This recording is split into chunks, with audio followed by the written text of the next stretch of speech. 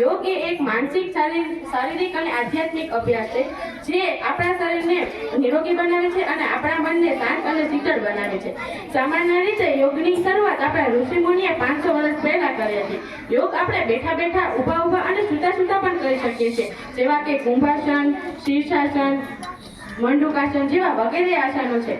હું તમને સૌપ્રથમ દંડાસનની સ્થિતિ કરાવીશ. સૌપ્રથમ આપણે બંને પગને લાંબા કરી આપણા બંને હાથ કમરની સીધે રાખીશું. બંને પગને સાથે જોડેલા રાખીશું અને શ્વાસોશ્વાસની ક્રિયા સામાન્ય રાખીશું. આ થઈ દંડાસનની પૂર્ણ સ્થિતિ. દંડાસનના ફાયદાઓ એ છે કે આપણા કરોડરજ્જુઓ મજબૂત બને છે અને છાતીમાં અને ખંભામાં આવતા ખેંચાણને રાહત મળે છે. આ આસન તમે જમ્યા પછી 5 થી 6 કલાક પછી કરી શકો છો. રિલેક્સ. હવે પછી આવે છે વજ્રાસનની સ્થિતિ. દંડાસનમાં આપણે બેસીશું અને બંને પગને વારા પરથી વારા પાછા લઈ જઈશું. બંને પગની એડી પાછળથી ઢલેલી રહે તેનું ખાસ ધ્યાન રાખવું અને બંને પગના અંગૂઠા એકસાથે જોડેલા રહે તેનું પણ ધ્યાન રાખવું.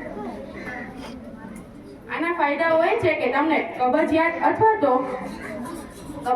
અથવા તો ગેસમાં રાહત મળે છે. આ એક એવું આસન છે કે તમે જમ્યા પછી તરત કરી શકો છો. બાકીના બધા આસન તમે 5 થી 6 કલાક પછી આરામથી કરી શકો છો. હવે પછી આવે છે મંડુકાસન. એમાં પણ આપણે વજ્રાસનમાં બેસી મંડુકાસનની સ્થિતિ કરીશું. બંને હાથ નાભી પર રાખી જમણા હાથ ઉપર ડાબો હાથ રાખીશું.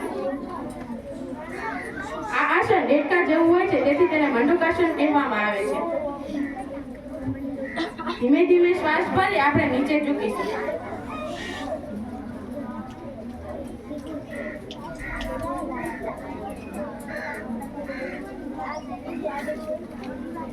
જમીનથી આપણું મોં 1 ફૂટ ઊંચું રહે તેનું ખાસ ધ્યાન રાખવું. આના ફાયદાઓ એ છે કે તમને કબજિયાતમાં રાહત મળે છે અને ડાયાબિટીસ અને બીપીમાં આ ખૂબ જ રાહત આપે છે.